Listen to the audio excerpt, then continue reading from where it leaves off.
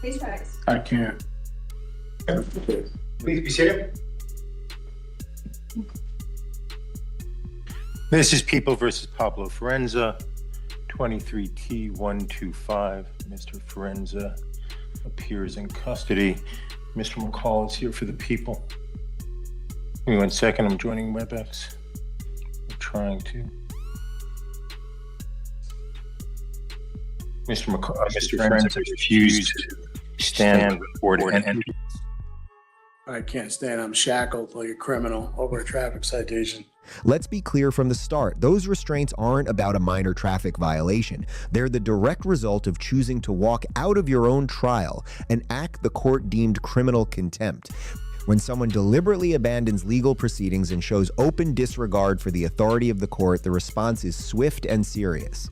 The situation you see now reflects the immediate and tangible consequences of that decision, accountability enforced in real time. Respect for the judicial process isn't optional, and when that respect is cast aside, the repercussions are neither symbolic nor delayed. They are decisive, visible, and unavoidable. No, you're not here on a traffic citation. You're here on contempt. Are we having a contempt hearing, Your Honor? Well, I'm going to give you that opportunity. I'm going to advise you if you'd like it. Let me start by reading the relevant portions of the contempt rule, Mr. Forenza. This is Rule 407. This is of the rules of civil procedure, but that same rule applies to criminal actions such as this one. I'll read the relevant sections. Subsection A1, disorderly or disruptive behavior, a breach of the peace, boisterous conduct, or violent disturbance toward the court, or conduct that unreasonably interrupts the due course of judicial proceedings, behavior that obstructs the administration of justice, disobedience or resistance by any person to or interference with any lawful writ, process, or order of the court, or any other act or omission designated as contempt by the statutes of these rules. This will be direct contempt, and I will cover that in a second, but the rule is direct contempt is contempt that the court has seen or heard and is so extreme that no warning is necessary, or that has been repeated despite the court's warning to desist. Subsection 4 defines punitive sanctions for contempt, which includes punishment by an unconditional fine, fixed sentence of imprisonment, or both, for a conduct that is found to be offensive to the authority and dignity of the court.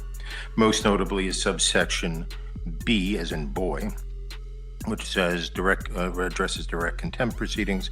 When a direct contempt is committed, it may be punished summarily.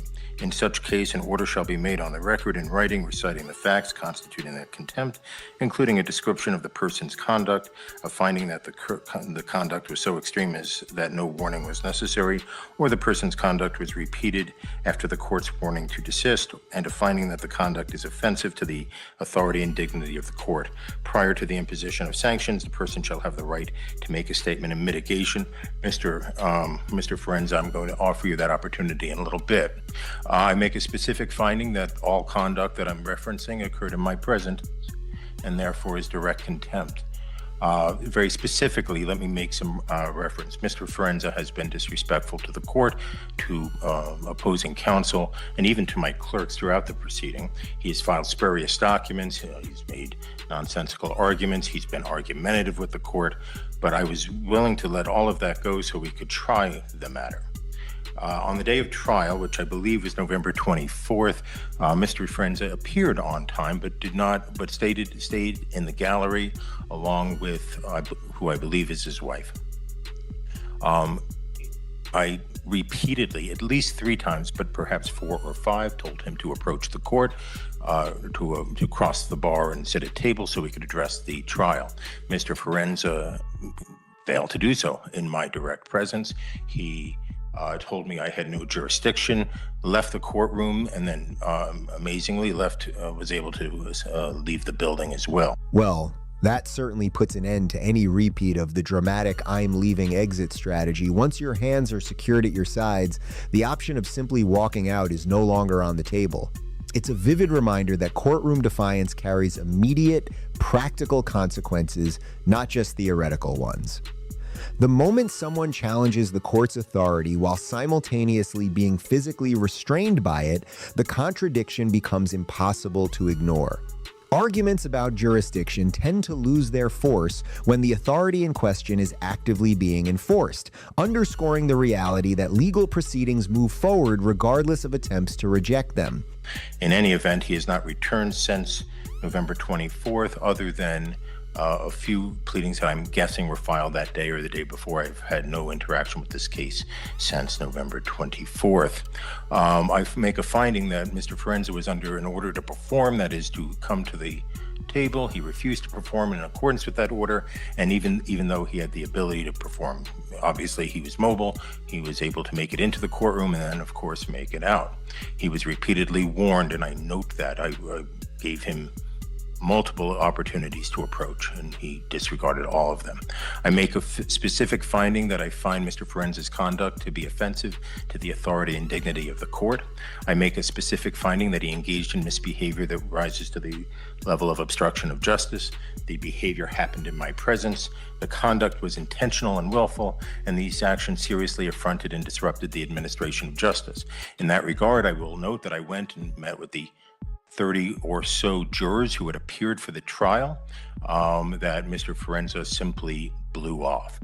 I had to explain why that happened, and I had to waste all of their time. I also wasted the time of the witnesses. Mr. Forenza, I didn't waste anybody. Mr. Forenza also wasted the time not only of the jurors, but of the witnesses, counsel, the court, and everyone else. The court finds him in direct contempt. I made a similar record on the morning of trial, but Mr. Forenza had bolted from the courtroom, and therefore I find he was not advised at that time, so at least not in any significant way, and I hereby advise him. I am considering a jail term for the contempt unrelated to the underlying charges, Mr. Forenza. I'm going to offer you some opportunities of how you want to proceed. First, if you wish, you can make the statement of mitigation right now, if you wish to. If you do not wish to, if you wish to consult with counsel, I will give you time to hire your own counsel, but you will remain in custody during the interim. I would even be open to the appointment of counsel if you believe you are indigent. In fact, I would appoint counsel if you were indigent. How would you like to proceed? And if you'd like a few moments to think about that, I'm fine with that. Is that the only option is how I like to proceed, or can I make a statement? Right, so I'm offering you option one and options 2 and 2A. 2A and 2B. Option 1 is you can make your statement of mitigation right now, right? And without counsel, the only person in the room other than court staff and the deputy is Mr. McCall. We are live streaming. You can make that. If you'd prefer, you can contact an attorney, and I will set this over for a time where you can make the argument through an attorney. Or appoint, that's 2A. And then 2B, if you believe you're indigent, I will appoint counsel.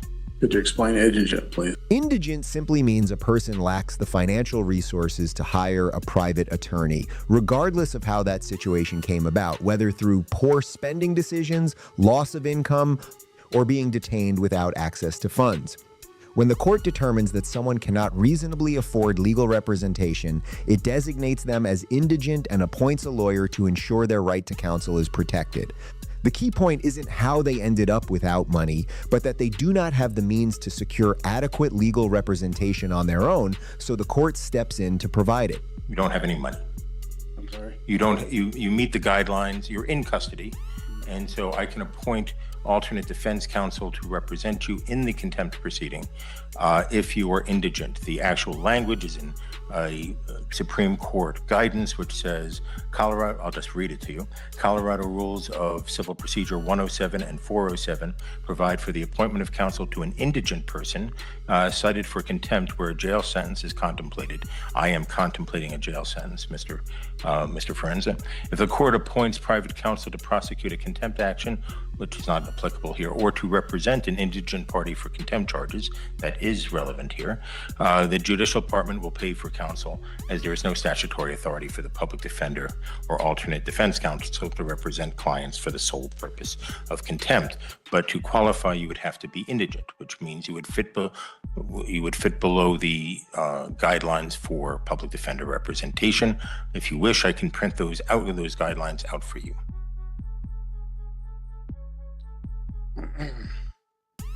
Don't want to be represented. I'm sorry, I couldn't hear.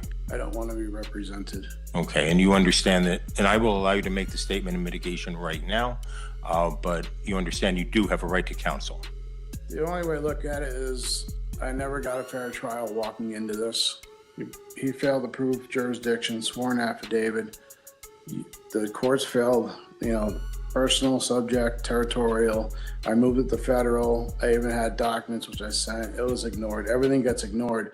I'm just, I guess I'll just let you beat me up, throw me in jail, get it over with, because you can't keep me the rest of my life. And then, I'll deal with the consequences and things later. I mean, that's where I'm at.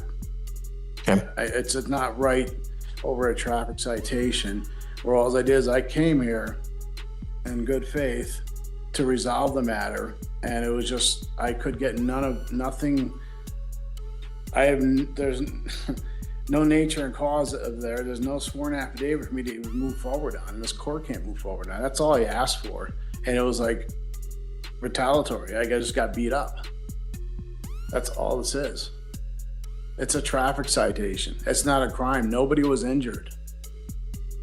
If that's if that's what you call justice and fair, I'm not here to sit here and pick at anybody, go after, and that's not what it's about. When I posted bond for whatever it was, I came here and I didn't run. I came here to settle the matter. And that's all I wanted to do. And I just wanted a fair trial. That's it. But you get in my shoes, and how does it feel when you're just getting beat up and the judge you feel is being biased in the case? I mean, what do we do? It really comes down to a basic but crucial principle. Don't walk out of your own trial. No matter how strongly you feel that the judge is biased or the process is unfair, leaving the courtroom isn't a tactic. It's a decision that almost always makes the situation worse. Courts have established channels for addressing concerns about judicial conduct, and those concerns are meant to be handled through the appeals process after a decision is reached. That's where a higher court can objectively review the record, evaluate claims of bias, and determine whether any errors actually affected the outcome. Acting on frustration in the moment may feel justified, but it undermines your position and can trigger immediate consequences that overshadow the original issue. What else, Mr. Forenza? Nothing else. Mr. McCall, I should have asked you this before I moved to it. Is there anything that people want to say on this? Your Honor, the people spent a good amount of time preparing for this trial. We actually brought the officer from across the state, met with him on the weekend beforehand to prepare for the trial. Officer Carnes was kindly enough, like I said, to drive on his own accord and his own expense to be here. He said he would come back for a retrial. He would request to be flown back, just given the type of the weather that it would be probably when it would be done. The people are still open to a plea agreement in this case for the traffic citations. We understand Mr. Forenza's stance as a sovereign citizen of what law he feels applies, but Your Honor, we believe that the traffic laws of Colorado apply in this case. We are more than willing to negotiate a plea agreement to this day, but at this point, Your Honor, that's where the people are, Your Honor. We didn't anticipate any jail in this case. We didn't anticipate anything but to paying the penalties for speeding 25 to 39 over on the Riverside Parkway back in 2023, and the failure license. Your Honor, the speeding ticket, I would even reduce it to 20 to 24 over to keep it in as a traffic infraction. On the contempt. On the contempt, Your Honor. Your Honor, it's been an interesting case for me. I've never had a case that have gone this long with kind of like the lack of being able to move forward. I've never been personally federally attempted to be sued in any case based upon a fee schedule. It finds it interesting that Mr. Forenza believes that contract law applies in this case, but only one way, his contract law. The issue here, Your Honor, on contempt, the people expended a lot of time on this case for a very minor case. I do not like putting someone in jail in this situation. I just don't know if Mr. Forenza will ever show up to a trial again in this case, for this case, or any case. He's done, what, a day or so in jail?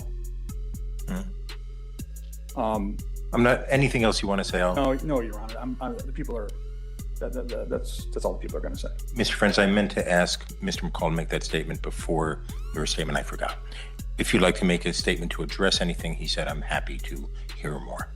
Yes, I mean, I just objecting. I did, like I said, I came in good faith to settle the matter, and I tried. So it's not like I'm gonna skip down to that. That's not what it was, because if I did that, I would skip down. Let's be clear about where things stand. You've already missed your court date, so the court is no longer focused on setting conditions to ensure your future appearance. That opportunity has passed. The concern now is the impact of your actions, missed proceedings, disrupted schedules, and wasted judicial resources. That's why you're facing a contempt of court hearing rather than a bond hearing. At this stage, the issue isn't about whether you'll be released, but about addressing the consequences of what has already occurred and determining the appropriate response to that conduct. Now, I didn't do that. I came here to put the court on notice, let them know I was in federal jurisdiction. That's what I did. And I stood my ground for that. I have rights, and it's not about my contract. That's not what it is. And him for saying it's contract, and that makes it a commercial matter. So I'm here to settle the matter, set off and discharge. And as a secured party creditor, I have a right to do that. An attorney, in fact, representing the estate. So I would like to do that. Let's settle the matter. Let's just wash. Well, I'll give you an opportunity to resolve the matter, but we're talking about the contempt right now. I view the contempt as your direct and unequivocal disregard of the court's order. What would you like to say in mitigation of that?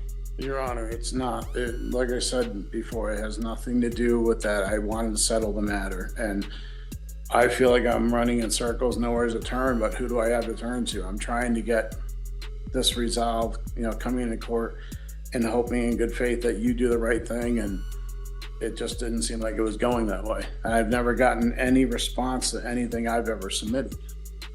And that's what makes it hard. So how do you react to that? I mean, what do you do? Me, my situation, I'm scared. Okay, well, I have, torture cuffs and sitting here over a traffic citation. Missed my daughter's birthday yesterday. I'm not going to indulge excuses. Here, the situation you're in didn't come out of nowhere. This began as a routine traffic matter where jail wasn't even a possibility, yet it escalated because you chose to disregard the process and prioritize an internet-driven narrative over your real responsibilities, including your own family. Missing something as meaningful as your daughter's birthday to challenge the court only compounded the consequences, and now you're facing a far more serious outcome while sitting in restraints awaiting a potential jail sentence. The reality is difficult but straightforward. This didn't have to happen, and it's the result of decisions that turned a minor issue into a much more serious one. Anything else, Mr. No. Okay. Court finds the underlying offense can be resolved. As Mr. McCall points out, these cases are frequently resolved on the first appearance for a fine and be done. I find that Mr. Forenza, I don't know about negotiations. That's not my area. But I find he has not litigated this in good faith. I find that he absolutely and unequivocally disregarded a repeated order of the court to come to the table on the morning of his trial. The remedy Mr. Forenza had would be to have the people try to prove their case beyond a reasonable doubt. He absolutely positively refused the court's order, despite repeated statements. It follows up a long history of disrespect from Mr. Forenza towards the court, and more specifically, the entire judicial system. I find there to be no good faith by Mr. Forenza. I am not addressing the underlying case. I do note that there's a new speedy trial date in that case. That new speedy trial date is July 8th, 2026. I thought about rescheduling the trial today, but I'm not going to do that. I'll do that at Mr. Ferenz's next appearance.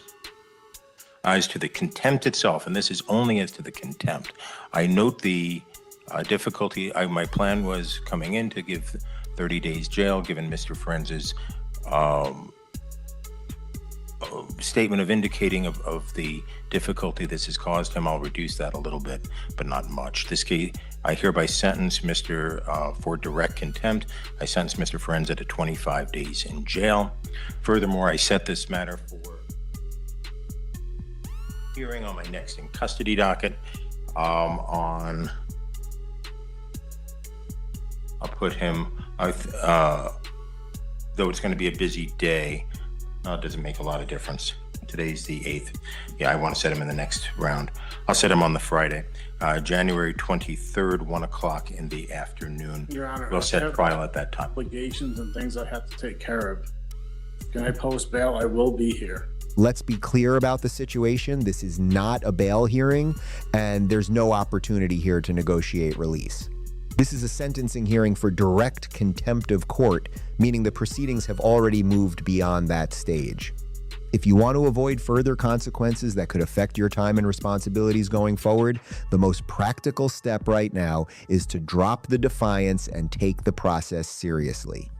How you conduct yourself at this point can still influence what happens next, so focusing on respect and cooperation is far more likely to help than continuing to push against the court. So noted. I've sentenced you on the contempt, Mr. Ferenza. The next issue will be when I see you next time on the 23rd, right, is whether I should release you in custody on bond after the contempt sentence is over. There is a presumption that that you get a personal recognizance bond on a case like this for the underlying case, but that is overcome. And let me read you the language, because this is what you will have to address. I would recommend that you consider counsel. I have recommended that before. You have disregarded me, and that is in so many other things. The specific provision that is of concern to me, again, there's a presumptive personal recognizance bond. The arrested person has no ties to the jurisdiction of the court, reasonably sufficient to assure his or her appearance, and there's a substantial likelihood that he or she will fail to appear for trial if released upon his own personal recognizance. I will address the bond issue if you wish. The people are on notice that I am open to bond, but Mr. Ferenza will not be released until the 25 days I feel like this is just retaliation more. And this is what I was afraid of at trial, Your Honor. It's contempt, Mr. What I was afraid of. But I wasn't in contempt. I showed in good faith. Okay. I didn't disrespect. I spoke the bare minimum just about jurisdiction. So everything you're saying is that's your assumption. That didn't happen. I didn't. Have a good day, Mr. Ferenza. I have obligations. Okay, you'll be able to address them upon release. Thank you. How am I gonna do that here? I have obligations on the outside that I have to do. Right. You'll be able to address those after your sentence is completed, Mr. Ferenza. Consequences like these exist for a reason. They send a clear message that disrupting the court, wasting jurors' time, and draining public resources won't be brushed aside. At some point, accountability has to take over, and in this case, that line has clearly been drawn. With that, we'll wrap things up here. There's another court date coming up in a few weeks, so it won't be long before we see whether this moment finally got through or if the same misguided approach continues. If you found this breakdown useful, you know what to do. Share your thoughts, stay engaged, and keep an eye out for the next update as the situation develops.